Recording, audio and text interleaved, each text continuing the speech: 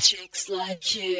Give us a good name, use your body for the fame game. Британската пејачка Емили Санде со својот деби албум Our Version of Events успеа да го собори рекордот што легендарните Beatles го држеа 50 години наназад. Дебитантскиот албум на шкотската пејачка не ја напушти англиската топ 10 листа од неговото објавување во февруари 2012 година.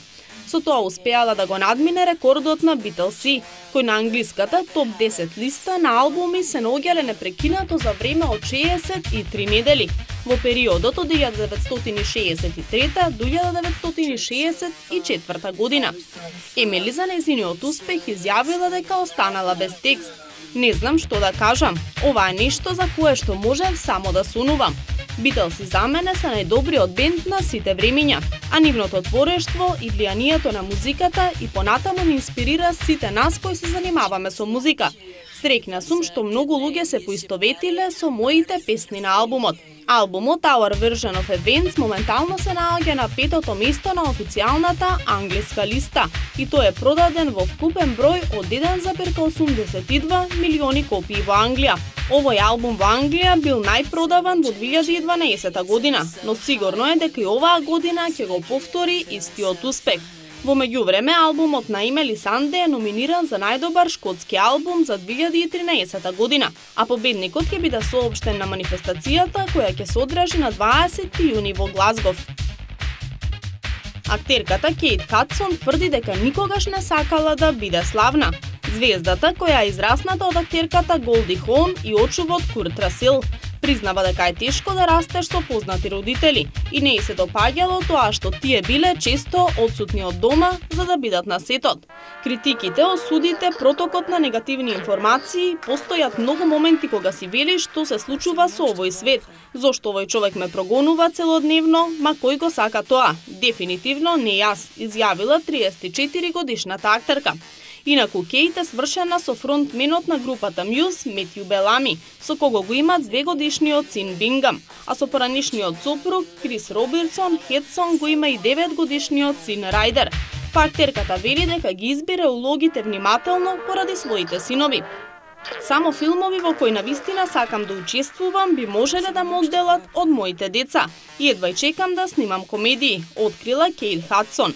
Таа секогаш се труди семејството да биде на едно место колку што е можно почесто, но русокосата убавица повеќе не се нервира поради папараците што ги следат по целиот свет.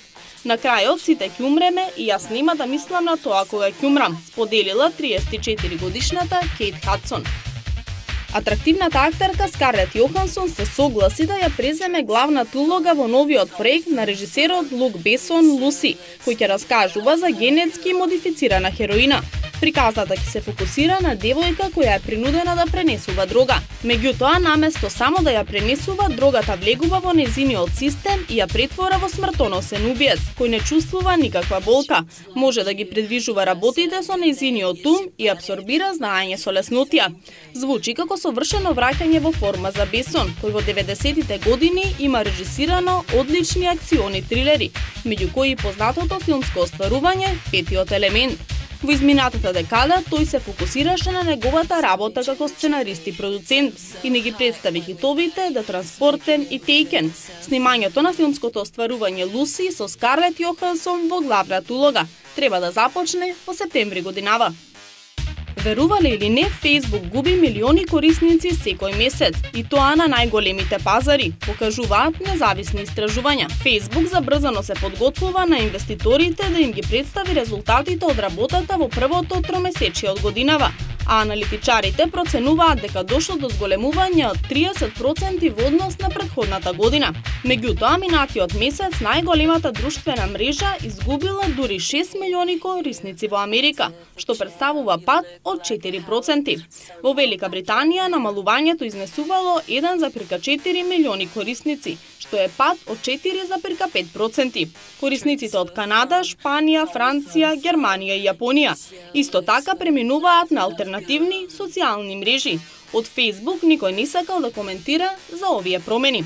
Досадата го прави своето, па луѓето сакаат да пробаат нешто ново. Можно е социјалната мрежа Facebook доди постапките на MySpace. Ризикот е релативно мал, но не може да се каже дека не постои, тврдат специјалистите. Алтернативните социјални мрежи, како што е Instagram, сајт за споделување фотографии кој освои 30 милиони корисници за 18 месеци пред да го преземе Facebook, е се популарна кај младите. 5 социјална мрежа за користење на смартфон која ја основаше Дейв Морин.